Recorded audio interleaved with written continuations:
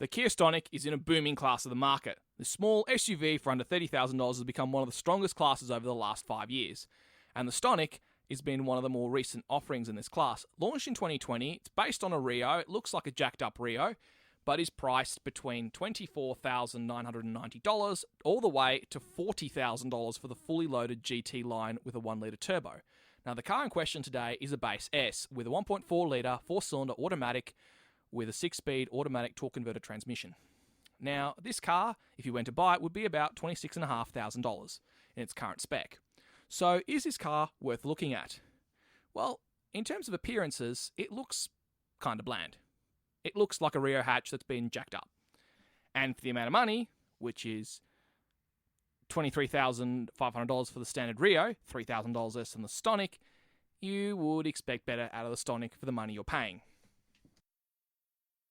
Certainly in the interior, it feels very well put together.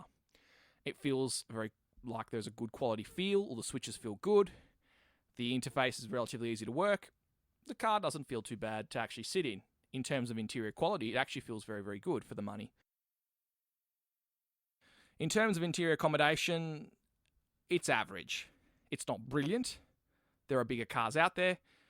An ASX does feel roomier than this, but it's not too horrible. Although if you're a 6-foot person like me, you're going to struggle with this driving position. It does feel a bit vertical inducing at times, and you don't really get much lateral support.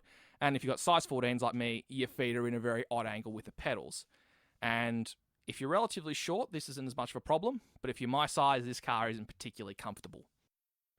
The Stonic is powered by a 1.4-litre version of the Hyundai Kia Group's Kappa engine. This engine's been around for the last 14 years and powered the Accent and the Kia Picanto. So in this configuration, it has 74 kilowatts and 133 newton meters of torque, and it's mated to a 6-speed automatic transmission. Now, in terms of refinement, it's ordinary. It feels like a base Asian 4-cylinder engine. Very boomy, a lot of NVH. The gearbox is a little sluggish though. I kind of wish it had a manual gearbox, this car. It definitely needs the assistance of 6 forward gears and a manual transmission. Dynamically, this is where the Stonic really falls down. I don't like the way it drives, I don't like the way it steers, and I don't like the way it rides.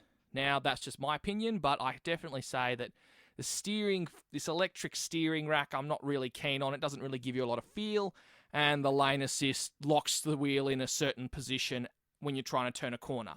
Absolute stupidity. I don't know who dreamed this up, but every time I try and turn a corner with the lane assist on, it locks it straight ahead.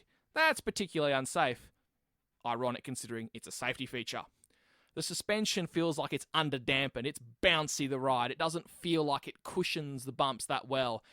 And in all fairness, front and rear suspension could do with better anti-roll bars, better dampers, and better springs. The Stonic is $3,000 more than the equivalent Rio in the same spec. And looking at it, I don't know where that money's gone. Yes, it's slightly jacked up, but the hatchback is better handling, quicker, more fuel efficient, and a lot cheaper to buy. Now, I will say, considering what's around in this marketplace, the Stonic isn't a bad idea. You've got the Seltos in Kia's range next to it, which is slightly bigger, but more expensive. You've got the Nissan Juke and the Ford Puma, both are more expensive than the Stonic. The Kona is also more expensive than the Stonic, as is the Mitsubishi ASX. So in terms of its competition, it's relatively reasonably priced. Only the MG HS comes in at a lesser price. If driving pleasure is your thing, then the Stonic isn't for you. It just feels as though this car was made on a spreadsheet with an infotainment system and then the rest of the car built around that. It feels ordinary. It doesn't feel like a special car. There's no occasion when you sit inside this car. It just needs that little bit more spark. It just needs better handling. It just needs better componentry in the suspension. It just needs a bit more to make it a good car. However, what I can say is it sells. And I mean, it really sells. There's a waiting list for this car. And good luck getting it for $26,500 because, from what I understand, there's at least 6 months wait on a Stonic. Now, for that sort of money, I would purchase a second-hand Mercedes-Benz E-Class and fix it. But that's just me. This car clearly isn't my cup of tea.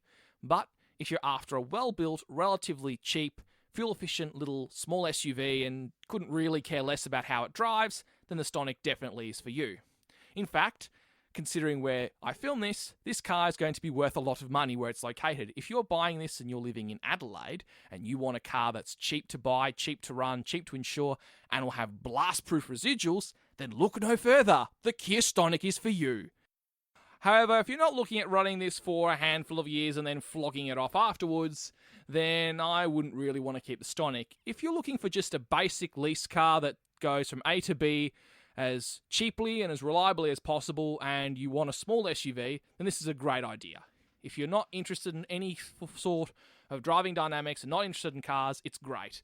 If you're a car enthusiast, then I would say there are more enjoyable purchases out there. All this car is to me is a spreadsheet. Ticks the boxes, reasonable price, good warranty, good fuel economy, reasonable space, reasonable build quality. That's about it. And if that's all you want from a car, this is the car for you.